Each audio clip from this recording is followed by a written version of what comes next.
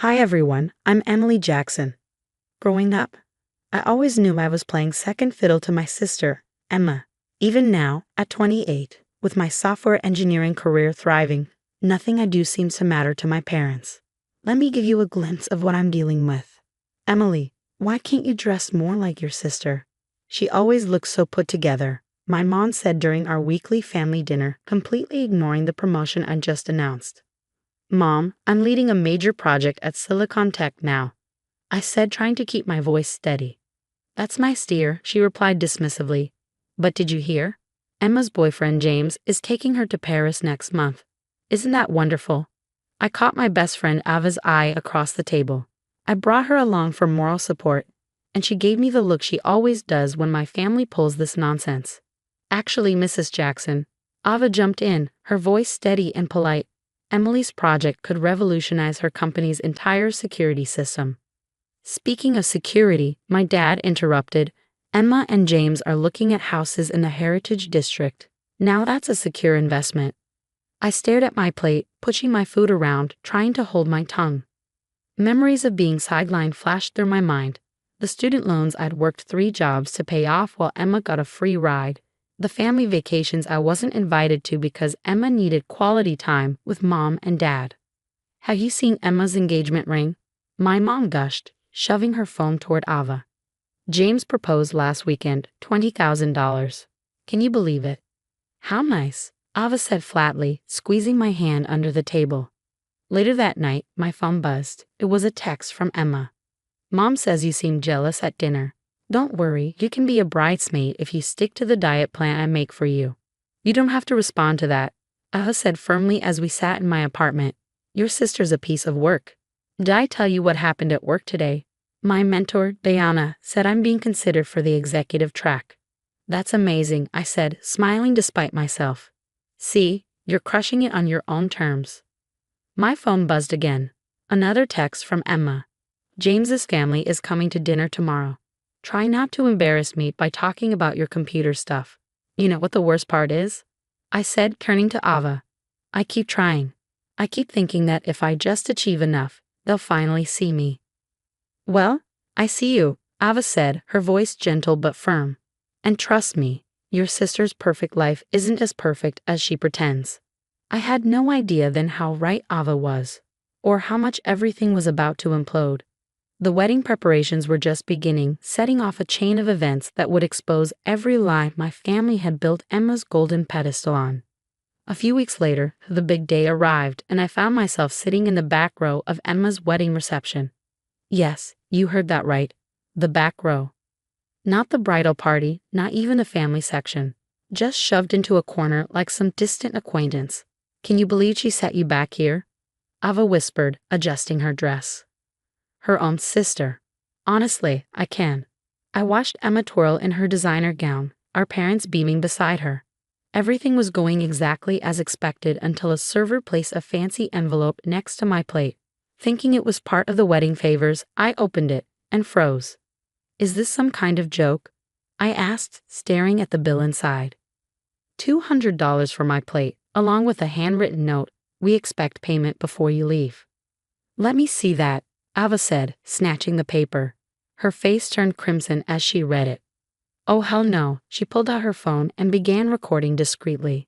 Emily dear, my mother's syrupy voice interrupted as she approached our table.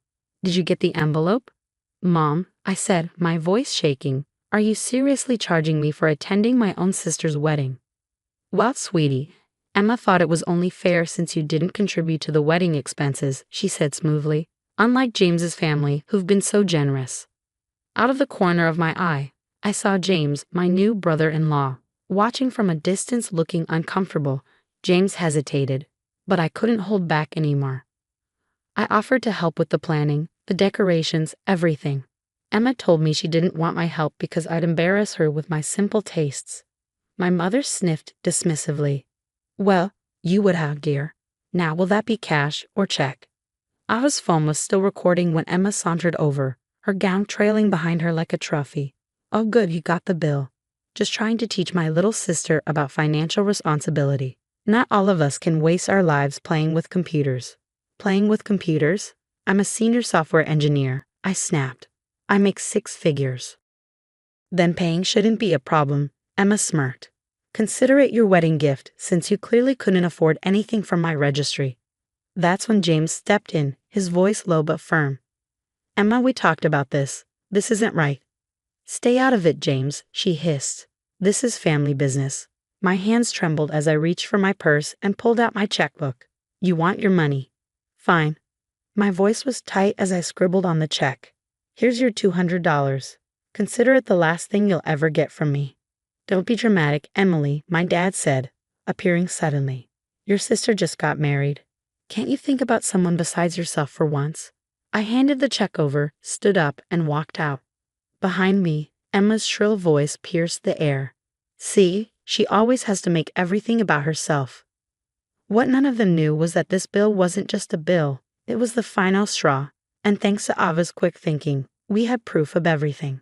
2 months after the wedding disaster, I sat in Diana's office at Silicon Tech, staring at an opportunity that could change everything. Seattle needs a strong leader, Emily, Diana said.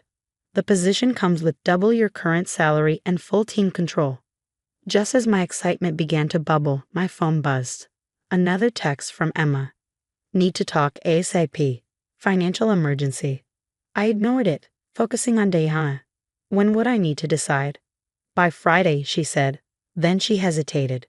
But Emily, there's something else. A client flagged irregular transactions from Jackson Family Enterprises, your parents' business. I froze. Irregular transactions. Later that day, Ava burst into my office, her face flushed with urgency. Emily, you're not going to believe this. Your parents' company. They've been running 2 sets of books. Emma's been using the business accounts like her personal piggy bank. My stomach dropped. How do you know this?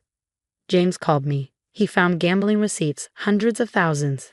Emily, she's been forging your dad's signature. My phone rang. Emma again. This time I answered, putting her on speaker. Emily, I need $50,000, she said, her voice shaky. I know you have savings. It's just a loan. Things with James are tight right now. Excuse me? I said, my voice cold. You mean because you're gambling away his money too? Dead silence. Then a panicked whisper. How did you? Who told you? Does it matter? I replied. The answer is no. I'm your sister, she cried. After everything Mom and Dad did for you. Did for me, I snapped. You mean charging me for your wedding? Making me pay back every penny of college while they funded your shopping sprees. Because you're the strong one. Emma's voice cracked. You can handle it. I'm not built for struggling. Ava's still recording, finally spoke up. You built your entire life on making Emily struggle instead. Is that Ava? Are you recording this? Emily, tell your little spy toe. I hung up. Minutes later, my mother called. Your sister is crying, she said, her tone scolding. How dare you refuse to help family? Like you helped me, Mom. I said, my voice icy. Should I send you a bill for this phone call? Don't be bitter, Emily. We heard about your promotion. Seattle branch, right? You can't abandon your family now. Emma needs you. Emma needs consequences, I said firmly. In the background, I heard my father's panicked voice. They're auditing the business. James's father must have reported us to the IRS. Emma's wailing grew louder. My mother's voice turned sugary sweet. Emily, you're so good with numbers. Maybe you could help us sort this out? No, I said simply. We're not family anymore. I hung up and turned to Ava. Send me copies of everything you recorded. Already did, Ava said, smirking. James, too. He's filing for divorce, by the way. Turns out Emma's been lying to him about, well, everything. Just then, Diana poked her head into the office. Emily, Seattle needs an answer. I stood up, feeling lighter than I had in years. Tell them I accept. 1 year later, I stood on stage at the Women in Tech Awards, accepting the Innovation Lead of the Year award. The Seattle skyline sparkled through the convention center windows, shimmered in the golden glow of twilight, matching the glint of my trophy. My phone buzzed, a text from Ava. Emma's gambling debts finally caught up. Your parents had to sell the house to cover what she stole. They're moving into a tiny apartment next week. I slipped the phone back into my pocket, focusing on the networking reception. Just as I raised my champagne glass, my new assistant approached with a message. Call from James Harrison, she said. Finding a quiet corner, I dialed. Emily, James began, his voice steady but somber. The divorce is final. But there's something you should know. The IRS investigation. They found everything. Define everything, I said, bracing myself. 20 years of tax fraud. Emma's embezzlement was just the tip of the iceberg. Your parents, they've lost everything. The business, their retirement, all of it. I sipped my champagne, letting the news sink in. And Emma, she's living in their apartment's spare room. Nobody will hire her with the fraud charges pending. Oh, and she tried opening credit cards in your name last month. She what? Don't worry, I caught it in time. Being a financial advisor has its perks. She can't touch you. Later that night, my hotel room phone rang, displaying an unfamiliar number. Against my better judgment, I answered. Baby girl, please.